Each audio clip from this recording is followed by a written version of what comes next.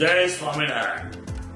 Shri Swaminarayan Jnanpith સલવાવ, Shri Swaminarayan Jnanpith US, એના માધ્યમથી આદિવાસી સમાજના વિકાસ હોય, સનાતન સંસ્કૃતિનું રક્ષણ હોય, નિરાધાર બાળકોને શિક્ષાનું પદાર્પણ કરવાનું હોય કે આદિવાસી દીકરીઓના સમૂહ લગ્નો હોય, પર્યાવરણ માટે આંબા કલમો એનું વિતરણ અને વાવેતર હોય, ચપ્પલ વિતરણ કે કંબલ વિતરણની વાતો હોય, બ્લડ ડોનેશન કેમ્પ કે સર્વ નિદાન કેમ્પો કરવાના હોય, ત્યાં હંમેશા સ્વામિનારાયણ જ્ઞાનપીઠ વલસાડ જિલ્લાની અંદર, ડાંગ જિલ્લાની અંદર ને નર્મદા જિલ્લાની અંદર ખૂબ મોટા પ્રમાણમાં કામ કરી રહ્યું છે.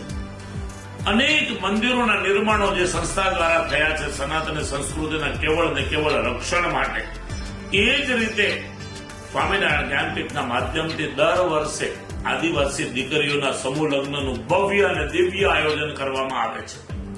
તો 13 એપ્રિલના રોજ જામલિયા એટલે કે ધરમપુર તાલુકાનું એક બોર્ડરનું ગામ, હનુમતમાળ, ઓસીમપાડા અને જામલિયા, આ જામલિયા ગામ ખાતે 13 તારીખે 80 આદિવાસી કન્યાઓના સમૂહ લગ્નનું એક ભવ્ય આયોજન સ્વામિનારાયણ જ્ઞાનપીઠ હોય કે સનાતન ધર્મ પ્રચાર મંડળ હોય કે ત્યાંનું સાનાજી બાલાજી હનુમાન મંડળ હોય, આ મંડળના માધ્યમથી ખૂબ મોટા પ્રમાણમાં આયોજન થઈ રહ્યું છે.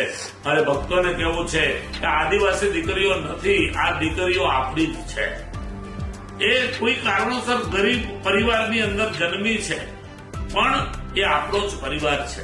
એ સમજીને ચાલો આપણે પણ સૌ સાથે મળીને આ દીકરીઓ એની રીતે એના જીવનમાં ખૂબ વિકાસ પામે, જે પરિવારની અંદર જઈ રહી છે એ પરિવારની અંદર પણ ખૂબ સુખી થાય, એ રીતે ખૂબ ધામધૂમીથી પરમાત્માની સાક્ષીએ અને સનાતન સંસ્કૃતિ અગ્નિ દેવતાઓની સાક્ષીએ આપણે એમના સમૂહ લગ્ન ભવ્યતાથી અને દિવ્યતાથી કરવાના છીએ.